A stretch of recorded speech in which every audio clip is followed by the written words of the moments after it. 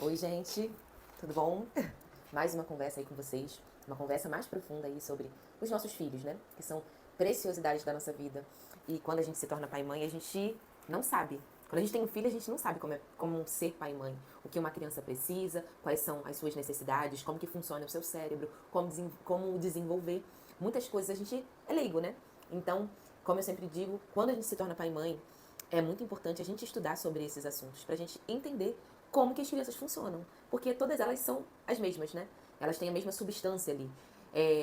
O que diferencia são algumas coisas, né? A personalidade, o temperamento, mas em relação ao desenvolvimento, a maioria delas são iguais, né? Elas desenvolvem da mesma maneira. O que vai interferir dentro desse desenvolvimento é como nós pais vamos conduzir isso e o ambiente que a gente vai oferecer a elas. E é sobre isso que eu quero falar, né? Muitas vezes a gente se pega falando que queremos dar tudo para os nossos filhos, o que a gente não teve. E quando a gente fala que a gente quer dar tudo para eles, a gente se apega muito às coisas materiais, né? A gente deseja dar para eles o melhor, né? A melhor educação. Queremos dar roupas de boa qualidade para que eles se vistam bem, que estejam bem arrumados. Queremos proporcionar também brinquedos que entretenham. Como é bom dar um brinquedo que nosso filho tanto deseja, né? A gente ter condições para isso. Também a gente quer oferecer esportes, porque sabemos que os esportes, as atividades extras são importantes para os filhos. Queremos oferecer também. Queremos que os nossos filhos falam outras línguas, que sejam bilíngues, né? Que aprendam a falar inglês, espanhol. Então, assim, quando a gente é pai, a gente quer oferecer um mundo de possibilidade para os nossos filhos. E dentro disso a gente se perde. Porque são muitas informações. São tantas coisas a oferecer que não cabe num dia de 24 horas. Não cabe. É instrumentos, é musicalização, aprender piano, aprender a tocar violão, a fazer um jiu-jitsu, a fazer natação. São tantas atividades que a gente quer oferecer para os nossos filhos e tantas coisas a pagar que não cabe nem no orçamento e não cabe nem na vida. Porque todos nós temos o mesmo tempo, 24 horas. E como que a gente vai administrar? Como que a gente vai saber que isso é o melhor para os nossos filhos? Como que a gente vai medir as coisas, pesar do que eles precisam, que eles realmente precisam, para nossa realidade, né? Então é isso que eu quero falar com vocês. E essa conversa que a gente vai ter é baseado nesse livro, que é Educar na Curiosidade. Gente, esse livro foi um divisor de águas na educação dos meus filhos. Eu li esse livro quando a Alice era pequenininha. Depois que eu percebi que ela estava com vários atrasos de desenvolvimento, atraso na fala, vários problemas que ela estava tendo na sua infância, e eu não sabia o que estava causando. Então, eu vi a indicação desse livro, eu não lembro se foi na internet ou se foi alguma amiga que me indicou. E esse livro foi maravilhoso para eu entender como que funciona uma criança. Qual é o motor, qual é o ritmo, o que faz uma criança se desenvolver. Então, para a gente entender tudo isso, eu vou começar a falar que o motor da motivação das nossas crianças é a curiosidade. Como é lindo ver a curiosidade das crianças. Elas são curiosas naturalmente. Isso é nato da criança. Todas elas nascem com essa curiosidade. E elas se encantam diante da realidade e do desejo do conhecimento. Elas se encantam por todas as coisas do mundo. A capacidade que as crianças têm de pensar em coisas impossíveis é maravilhoso. Por quê? Elas estão experimentando e vendo o mundo pela primeira vez. O que é natural pra gente, né? Uma chuva, ou uma poça de lama, um inseto, o arco-íris. É tão natural pra gente que a gente já não se encanta mais por isso. Mas para uma criança, elas estão vendo isso pela primeira vez. Então elas se encantam diante o mundo, elas se encantam diante da natureza. Então, essas coisas impossíveis para elas é maravilhoso. É, é, a capacidade que as crianças têm de pensar em coisas impossíveis é maravilhosa. Aquela fase do porquê, né? Por que não chove para cima? Por que as abelhas não produzem doce de leite? Por quê? Por quê? Por quê? Muitos porquês na vida. E nós, como pais, a gente não tem nem sabedoria pra responder, às vezes, as perguntas. Primeiro, que às vezes a gente não tem conhecimento natural. A gente não estuda pra poder sanar as dúvidas dos nossos filhos. Ou às vezes a gente não tem paciência, porque essas coisas são tão óbvias pra gente que a gente não tem paciência pra responder essas crianças. Porque assim, parece que a gente tá perdendo tempo com coisas bobas. Mas a gente tem que se deslumbrar por essas coisas maravilhosas. Ó, tem uma frase de Chesterton que fala assim: em cada criança, todas as coisas do mundo são feitas de novo, e o universo é posto à prova. Por quê? As leis naturais do mundo não são naturais para as crianças. E elas estão aprendendo pela primeira vez as leis naturais do mundo. Esses dias mesmo, minha filha de 6 anos falou assim: mãe, vem ver o arco-íris, vem ver o arco-íris, olha que coisa linda. E aí eu fui ver, realmente estava lindo o arco-íris.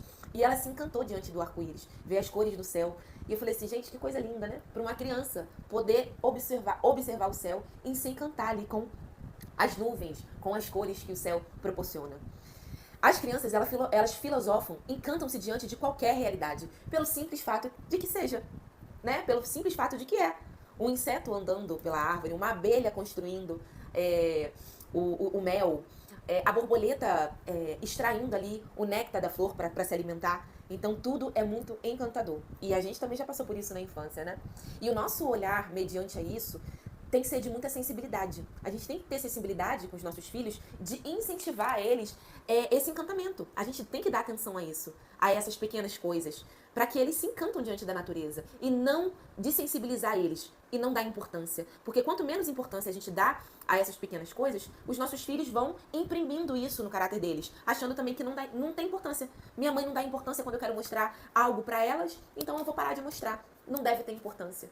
Então é esse olhar que a gente deve ter com os nossos filhos, né? Eu sei que a correria é muita, né? Não tem como parar o tempo todo pra dar atenção a tudo, mas a gente tem que ter essa sensibilidade, realmente, de parar algumas vezes e dar atenção. E até direcionar o olhar deles a isso. Quando a gente vai fazendo um passeio pelo parquinho, ou um passeio pela lagoa, pelas montanhas, por algum lugar da natureza, direcionar o olhar. Olha, filho, olha essa formiguinha aqui, ó. Ele tá andando e pegando uma folha. Olha que legal. Ele tá levando o alimento para o seu... Esqueci o nome agora. Lá pra sua casinha, né? Pro formigueiro. Olha essa flor, olha que linda. Olha os detalhes, olha as pétalas. Olha o miolo. Olha como que é linda a natureza. A gente direcionar o olhar mesmo das crianças. E o processo de aprendizado, ele nasce de dentro da criança, né? O primeiro passo é acompanhar os nossos filhos. É permitir que os nossos filhos sejam protagonistas da sua educação, né? Da sua própria educação.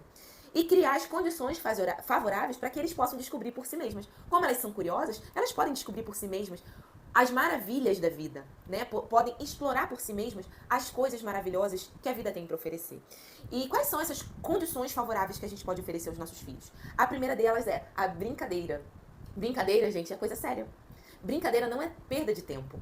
E as crianças, elas adoram brincar. As crianças pequenas, principalmente, elas têm essa necessidade de brincar. E a brincadeira já é uma atividade por excelência. É através da brincadeira que as crianças aprendem e inventam. Estudos confirmam que o tempo de brincadeira livre é fundamental para que a criança possa desenvolver a capacidade de resolver problemas, fomentar a criatividade e desenvolver a capacidade de prestar atenção. As crianças sentem que as suas explorações, os seus pensamentos e as suas atividades fazem sentido através da brincadeira. Na brincadeira, elas interagem umas com as outras. Na brincadeira, elas podem imaginar o mundo da fantasia também, né? Elas podem ser príncipes, princesas, elas podem ser o que quiser na brincadeira. É incrível que a imaginação das crianças oferece que com o mesmo brinquedo elas podem fazer várias coisas. Esses dias mesmo, os meus filhos, José estava pegando uma colher, várias colheres lá na cozinha, pegando os potes e imaginando uma bateria. Com a mesma colher e com o mesmo pote, eles podem imaginar que está fazendo um bolo. Com a mesma colher e o mesmo pote, eles podem montar um palácio, empilhar vários potes. Então, assim, a imaginação é um campo infinito. E eles só podem descobrir isso o quê? Brincando. Brincando com brinquedos, brincando com areia, com a terra, com água. Quantas coisas eu fiz na minha infância. Com terra e água eu fazia várias comidinhas na panelinha, cortava folhas para poder brincar aí com os bonecos, brincar com os amigos, brincar com os meus irmãos. Então a brincadeira deve ser uma coisa natural para as nossas crianças. E é aí que a gente precisa tomar cuidado com as telas. Porque as crianças que são expostas às telas em excesso, elas têm dificuldade de brincar. Porque as telas, elas oferecem ali uma sensação imediata. Elas oferecem ali um prazer imediato. E aí a criança, ela fica passiva. Ela não tem esforço, ela não precisa criar, ela não precisa se esforçar. Na televisão tá tudo pronto para elas. E se elas se enjoarem do desenho, elas podem trocar para outro desenho. Às vezes o desenho nem acaba, ela já se enjoou, ela já troca. Então ela fica ali, ó, nas sensações, na procura do prazer, na passividade, porque é muito fácil ficar ali, ó. O que está sendo liberado ali para ela é muita sensação de prazer. E aí ela não quer se esforçar para ter que brincar. Ela não quer gastar esforço. Ela nem quer se esforçar para interagir com os outros. Porque quando eu tô brincando com outras crianças, eu não brinco só com o que eu quero. Eu tenho que brincar com o que outras crianças querem. Eu tenho que ceder também às regras e aos prazeres das outras crianças. Então é muito mais fácil e prazeroso eu ficar ali no meu mundinho, no celular, na tela, porque eu me satisfaço. Eu não preciso me esforçar para satisfazer os outros. E isso é muito ruim, porque as crianças já não encontram mais prazer nas brincadeiras. Outra condição favorável que a gente já tem que oferecer para os nossos filhos é a natureza. A natureza, gente, a natureza é uma das primeiras janelas de curiosidade da criança. Como a gente precisa expor os nossos filhos à natureza. E eu sei que conforme a tecnologia avança, isso tem sido cada vez mais difícil. Hoje, os edifícios, prédios, apartamentos, dificulta os nossos filhos a terem contato com a natureza. Eu mesma, hoje moro numa casa de segundo andar. E o quintal da minha casa, né? Eu moro em quintal de família, é no primeiro andar. E dentro da minha correria do dia a dia, eu não consigo descer todos os dias com as crianças para que elas tenham tempo ao ar livre. E olha que nem tem muita natureza, tá? Tô falando assim, de pé na grama, de terra, de subir em árvore. As crianças precisam disso. A gente precisa muito ser intencional nesse tempo de tecnologia. A gente tem que separar uns 2 dias na semana para levar as crianças para terem contato com a natureza. Elas precisam disso, é nato. Para desestressar, para correr, para pular, as crianças precisam desgastar a energia. Já ouviram falar de aterramento? É aterramento, eu acho. É o fato da gente colocar o pé descalço na areia, na grama, na terra, para que faça uma descarga de energia. E a gente possa ali descarregar nossa energia e desestressar. Para que a gente possa também até ter anticorpos. Para a gente ter anticorpos também. É saúde. Pisar na grama, pisar na terra. A gente precisa ter a contemplação. Estar na natureza, observar a natureza, é contemplar o belo. É admirar ali o pôr do sol, ver as aves, poder ver o mar, as ondas se fazendo e desfazendo, fazendo e desfazendo, como isso acalma a nossa alma. E o ser humano precisa disso. Deus é perfeito. Deus fez a natureza, fez o ser humano, e uma depende da outra. A gente depende da natureza, para que a gente possa viver em paz. E essa falta da natureza tem saturado os nossos sentidos, principalmente das crianças. É preciso observar o sol, a chuva, o cheiro, as cores, as texturas, a vegetação e o ecossistema que nos rodeia, que rodeia a nossa vida. Para quem é possível, gente, a gente precisa buscar estar num ambiente rodeado da natureza. Para quem tem a possibilidade de morar numa casa com quintal e possível um quintal que tenha mesmo árvore, flores, gente, é a melhor infância que a gente pode oferecer para os nossos filhos. A gente tá em casa fazendo as coisas e as crianças, ó, perdidas no quintal, fazendo lama, fazendo poça, se sujando com barro, passando terra na cara, comendo um pouquinho de terra. É isso. Gente, é isso. As crianças precisam disso. Vitamina S, vitamina sujeira.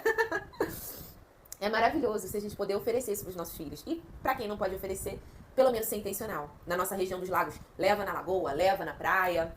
Tem um tempo lá com as crianças para isso.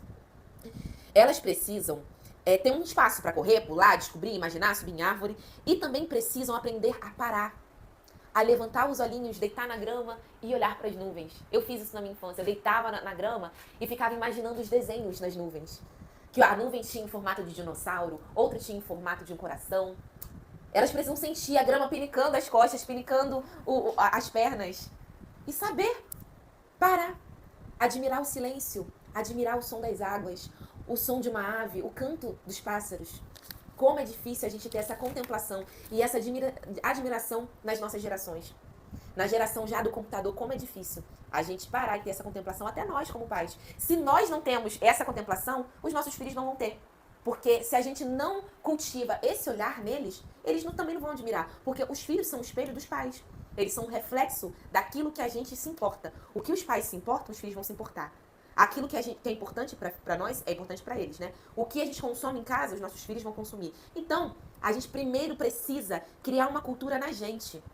Criar a cultura de ouvir boas músicas, de ler bons livros, de admirar a natureza, de sermos intelectuais. Tudo isso precisa ser cultivado primeiro na gente. Por isso que quando a gente se torna pai e mãe, a gente precisa ser pessoas melhores. Ser verdadeiros cristãos. Sermos virtuosos. Cultivarmos a moral dentro de nós. Porque os nossos filhos não vão ser aqueles que vão fazer o que a gente fala e não fazer o que a gente não faz. Então, essa frase, faz o que eu falo e não faço o que eu faço, cai por terra. Porque eles vão fazer o que a gente faz e não o que a gente fala. Eles vão ver a hipocrisia acontecendo, porque os nossos filhos são inteligentes. A gente pode até enganar com essa conversa quando eles são pequenininhos, mas eles vão crescendo e vão vendo o que destoa. Então, é preciso a gente cultivar uma boa cultura de cultivar o que é bom, o que é belo e a bondade em nós. E isso vai refletir neles. A natureza também permite que os nossos filhos se encontrem com a realidade em seu estado mais puro. Ensina às crianças, né, que as coisas belas, o que é bom, demora um tempo para acontecer. Eu vou até ler um trecho do livro, né, Educar na Curiosidade, a respeito disso. Todas as coisas valiosas requerem tempo. Uma gravidez, uma abóbora, uma borboleta, a amizade, o amor. Se as esperamos, as desejamos, reconhecemos o esforço realizado, usufruímos mais delas, surpreendemos-nos diante da sua existência. Na natureza a gente consegue observar isso, que as coisas boas e belas demoram um tempo para acontecer. E tem uma frase de Miguel de Cervantes que dizia: a abundância das coisas, ainda que sejam boas, faz com que não a estimemos.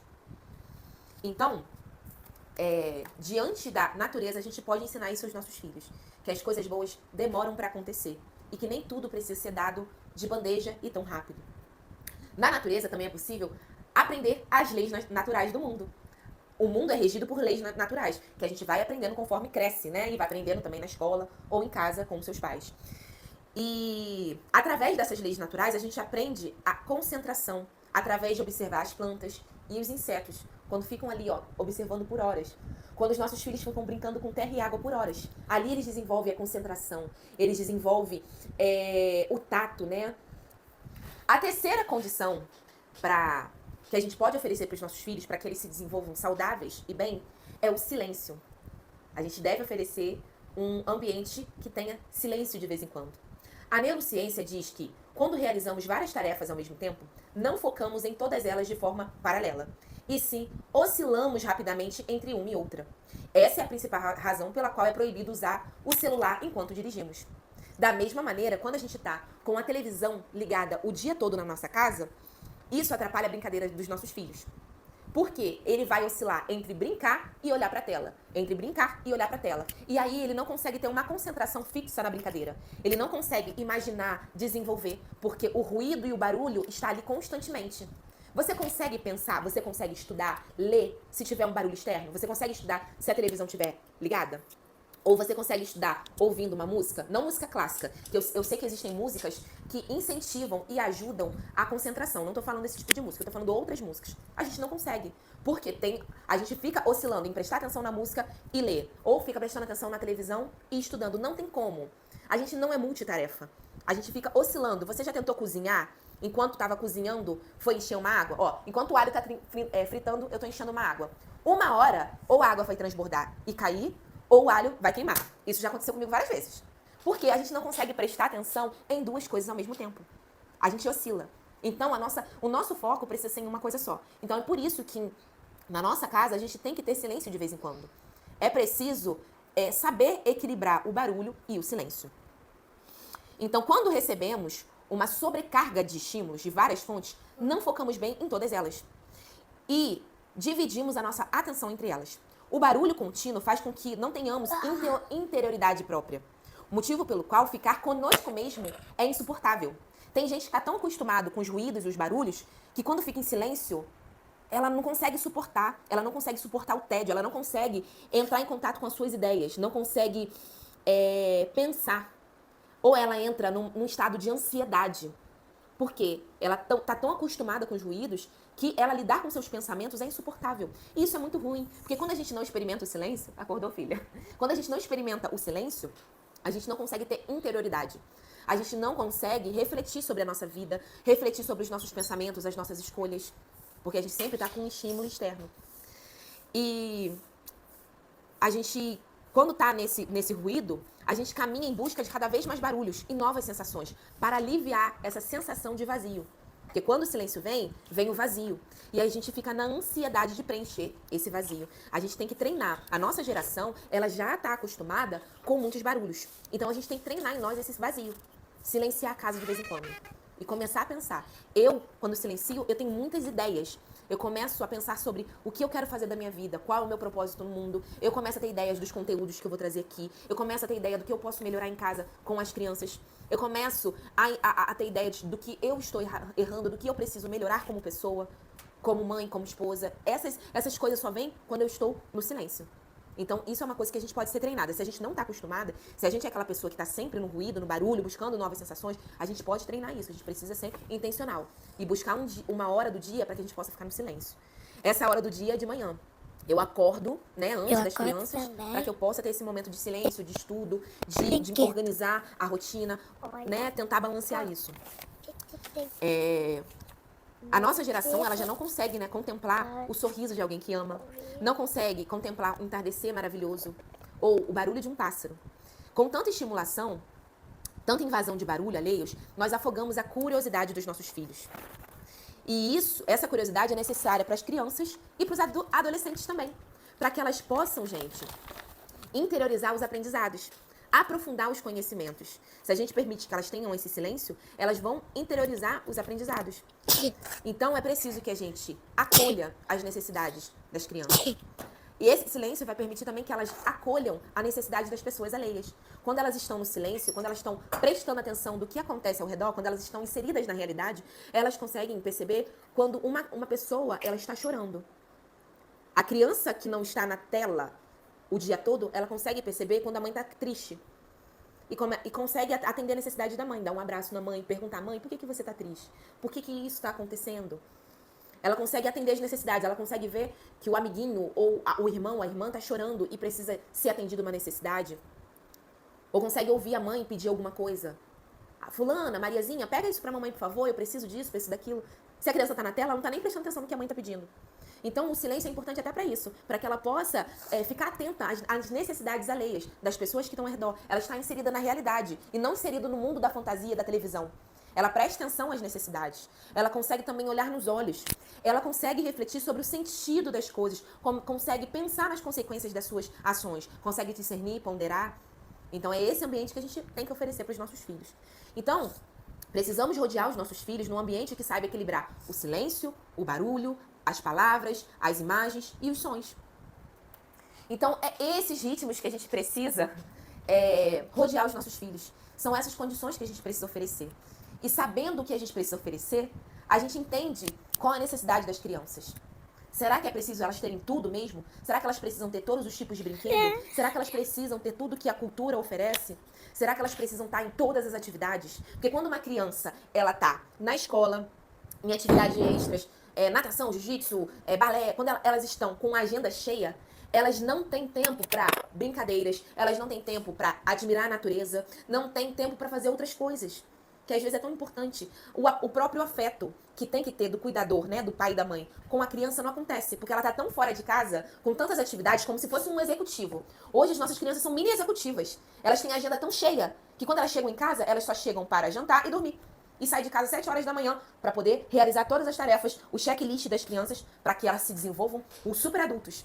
Mas o emocional e a alma das crianças não é levado em conta. Essas coisas simples da infância não é levado em conta. Os ritmos lentos, as crianças têm um ritmo lento, gente. Elas não precisam dessa super estimulação para que se tornem super adultos. As crianças são simples, eu falo. As crianças são simples, elas não precisam de tudo isso. E graças a Deus por isso. Até porque a gente não precisa se matar de trabalhar para oferecer isso tudo. Porque elas vão ter tudo e não vão ter nada, não vão ter a presença dos pais ali. Os pais estão tão preocupados em trabalhar para dar tudo que não tiveram, que essas crianças vão ter o vazio do principal, que é o amor, o afeto e o tempo de qualidade. Por isso que é importante a gente entender do que as crianças precisam e o ritmo delas. É isso que a gente precisa oferecer. E para vocês que têm os filhos maiores e que encontram os filhos nessa superestimulação, existe um caminho a ser trilhado. É possível fazer com que os nossos filhos aprendam a desacelerar.